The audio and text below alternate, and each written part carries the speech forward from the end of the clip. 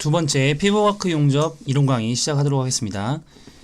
첫 번째로 피보아크 용접 기기입니다. 아크 용접기의 분류를 직류아크 용접기와 교류아크 용접기로 분류를 할 수가 있는데요. 직류아크 용접기에는 발전기형 그리고 정류기형 이렇게 두 가지로 구분할 수 있고, 교류아크 용접기가 중요한데 네 가지로 분류할 수 있습니다. 가동 철심형, 가동 코일형, 탭 전환형, 가포와 리액터형 이렇게 네 가지로 구분을 할 수 있습니다. 가동 철심형은 가동 철심으로 누설 자속을 가감하는 방식이고요. 가동 코일형은 1, 2차 코일의 변화로 누설 자속을 변화시키는 그런 방식이고, 탭 전환형은 코일에 감긴 수를 이용해서 누설 자속을 변화시키는 방법입니다. 마지막으로 가포와 리액터형은 가변 저항의 변화량을 가지고 누설 자속의 변화를 이용한 용접기가 되겠습니다. 이렇게 네 가지로 구분할 수 있다는 거, 자세한 내용은 다음 장에 나와 있습니다.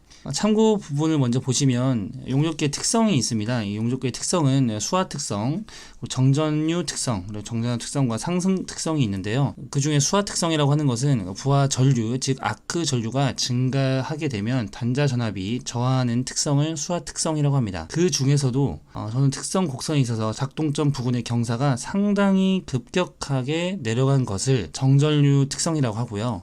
이 수하 특성과 정전류 특성과는 반대로 반대 성질을 갖는 전압이 변화해도 단자 전압이 거의 변하지 않는 특성을 정전압 특성이라고 합니다. 또는 상승 특성이라고도 하고요. 그래서 이런 수하 특성과 정전류 특성은 수동 용접에 많이 사용이 되고요. 최근 많이 사용되고 있는 자동 반자동 용접은 정전압 특성, 그 아크 상승 특성의 원리를 가지고 있습니다. 이 정전압 특성이 굉장히 중요하겠죠. 다시 본문 내용으로 돌아와서 용접기의 구비 조건입니다. 용접기의 구비 조건으로는 취급이 간단해야 된다는 거, 구조가 간단해야 된다는 거, 전류 조행이 용이하고 일정한 전류가 흘러야 된다는 거, 가격이 저렴하고 역류 및 효율이 좋아야 한다는 거, 이런 구비 조건을 가지고 있습니다. 여기서 역률이라는 것이 무엇이냐, 뒤에 더 자세하게 다룰 거긴 한데요. 역률이라고 하는 것은 그 전원 입력분의 소비 전력 곱하기 100으로 전기 사용 시에 얼마나 효율적으로 전력을 사용하는지를 나타내는 값을 역률이라고 합니다. 그래서 역률이 좋은 것이 효율이 좋은 용접기라고 생각할 수 있는데 반대입니다. 역률이 높은 것은 효율이 낮은 용접기가 되겠고요. 반대로 역률이 낮은 것은 효율이 좋은 용접기로 보시면 되겠습니다. 다음 직류아크 용접기입니다. 직류아크 용접기에는 발전형과 정류기가 있는데요. 이것은 특징 비교만 할 수 있으면 되겠습니다. 발전형 같은 경우에는 보수와 점검이 어려운 그런 형태가 되겠고요. 정류기형이라고 하는 것은 셀렌 정류기, 실리콘 정류기, 이런 정류기 종류들이 있고, 발전형에 비해서 취급이 간단하고 가격이 싸며 보수 점검이 간단하다는 거, 이런 특징을 가지고 있습니다. 이 두 가지 발전형과 정류기형 특징 비교만 하실 수 있으면 되고요. 이 오른쪽 참고 부분 넘어오시면 아크의 제어 특성이 있습니다.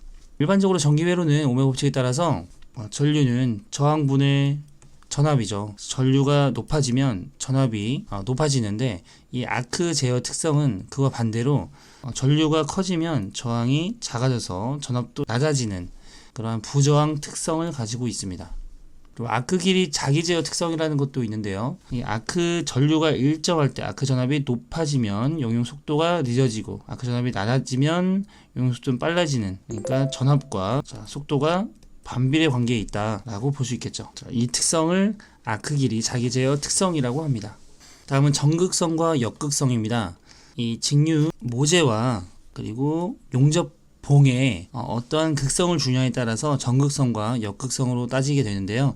이 모재에 플러스를 주고 용접봉에 마이너스를 연결을 하게 되면 전극성으로 분류를 하게 됩니다. 반대로 그 모재에 마이너스 연결하고 용접봉에 플러스 극을 연결을 하면 역극성으로 분류를 하는데요. 우리가 플러스 극에 연결된 부분이 많은 열이 분배가 된다고 보시면 되겠습니다. 모재에 많은 열이 분배가 되게 되면 이 열이 많이 전달이 돼서 굉장히 많이 좁고 깊은 용입 그리고 비드폭이 형성이 됩니다. 이 모양과 같이 이렇게 좁고 깊은 그런 용입이 발생이 됩니다. 일반적으로 후판, 즉 두꺼운 판에 사용이 되겠죠. 반대로 역극성 같은 경우에는 이 모재가 아닌 용접봉에 플러스 극이 연결되어 있어서 용접봉은 굉장히 빠르게 녹으나 이 용익과 비드폭이 이렇게 그림과 같이 넓고 얇게 퍼지는 것을 알 수가 있습니다. 그래서 두께가 두꺼운 후판에는 사용되지 않고 박판에 사용된다는 것,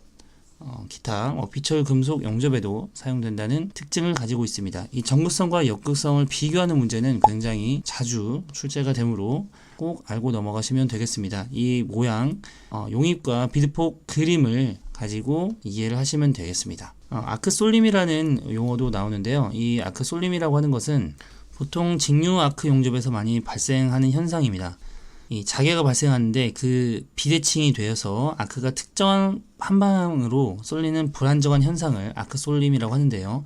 이 아크솔림은 용접에 안 좋은 영향을 미치게 됩니다. 그럼 이 아크솔림을 방지하는 대책이 중요하겠죠? 이 아크솔림 방지 대책에는 우선 직류 용접에서 많이 발생하는 현상이라고 말씀을 드렸었죠. 그래서 이 방지 대책에는 직류 용접이 아닌 교류 용접으로 하면 방지가 되겠고요. 용접부가 긴 경우는 후진법으로 하는 것이 아크솔림 방지할 수 있습니다.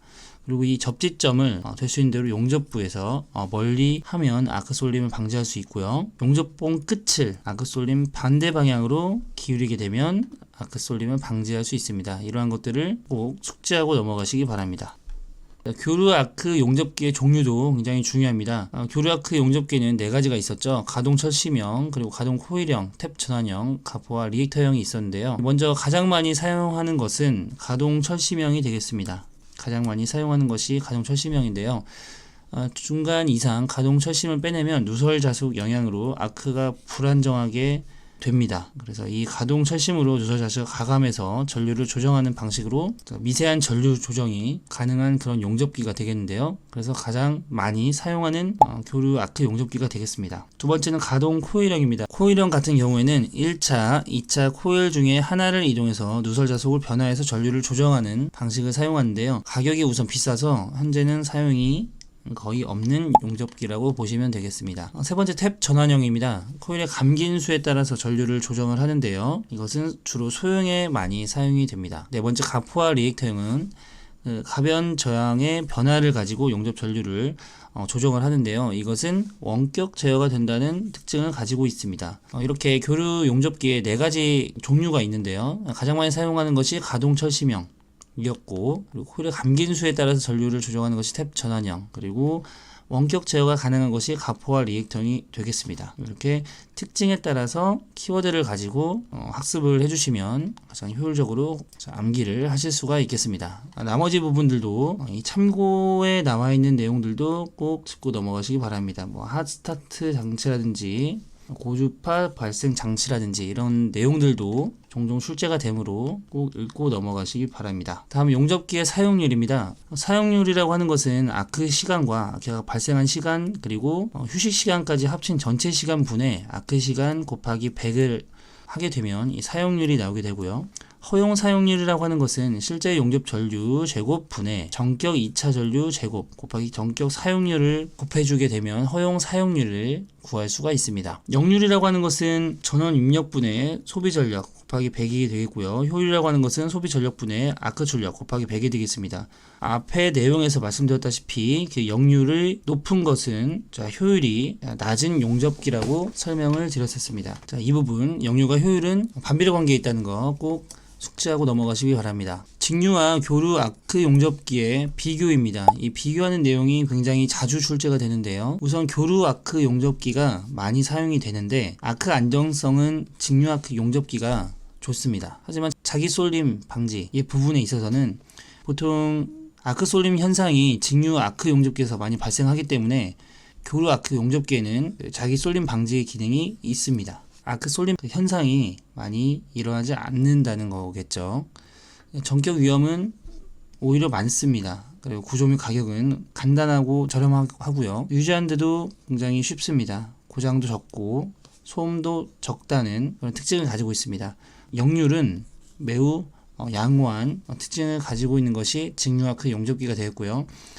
보통은 현장에서 이렇게 효율이 좋은 직류 아크 용접기를 많이 사용을 하고 보통 교육기관이나 자격증 시험에서는 이 교루 아크 용접기를 많이 사용을 합니다. 그 이유는 간단하고 저렴하며 유지하기가 쉽고 고장이 적기 때문이겠죠. 그래서 이런 직류 아크 용접기와 교루 아크 용접기의 비교하는 부분 꼭 숙지하고 넘어가시기 바랍니다. 다음은 피부 아크 용접용 설비입니다. 용접 홀더가 있고요. 용접 홀더라고 하는 것은 여기 참고 부분에 보면 이렇게 용접봉을 물리는 부분이 용접 홀더가 되겠습니다. 그리고 용접기에 사용된 전선에는 전원에서 용접기로 연결하는 1차측 케이블, 그리고 용접기에서 작업대 홀더를 연결하는 2차측 케이블이 있습니다. 이렇게 전원에서 용접기로 연결하는 1차측 케이블, 용접기에서 작업대와 홀더로 연결하는 2차측 케이블이 이렇게 있습니다. 쭉 읽어보시면 어렵지 않게 이해하실 수 있는 부분들이고요. 접지 클램프라고 하는 것도 있습니다. 모재와 용접기를 케이블로 연결할 때 모재에 접속하는 그런 것이 접지 클램프라고 하는 것이고요. 접속이 나쁘면 전기에 소모가 많게 되고 아크 전류가 끊어져서 불안정하고 용접부의 용입이 불량하게 됩니다. 다음 퓨즈입니다. 퓨즈 용량은 입력 전압분의 1차 입력으로 구할 수가 있고요. 예를 들어서 1차 입력이 40kVA라고 하면 퓨즈 용량은 입력 전압이 200V라고 했을 때 퓨즈 용량은 입력 전압분의 1차 입력이므로 200V분의 40kVA, 즉 40 곱하기 10의 세제곱이겠죠. 계산하게 되면 200A가 나옵니다. 그래서 이 퓨즈 용량은 200A로 우리가 구할 수 있겠죠. 용접 헬멧과 핸드실드도 있고요. 차광 유리도 있습니다. 아크에서 발생하는 적외선과 자외선을 차단하는 그런 유리인데요. 그래서 이런 용접 헬멧을 자동으로 차단해주는 이런 자동 용접 헬멧, 그리고 핸드실드, 내가 손으로 잡고 차광을 해주는 그러한 용접 헬멧도 있습니다. 여기에서는 용접봉의 지름이 커질수록 차광도 번호가 큰 것을 사용을 하는데요. 가장 중요한 것은 이 피복 아크 용접과 가스 용접에 대한 차광 번호입니다. 피복 아크 용접은 10에서 11 정도를 쓰고요. 가스 용접은 4에서 6 정도로 사용한다는 거, 이렇게 두 개 정도 암기하고 넘어가시면 되겠습니다.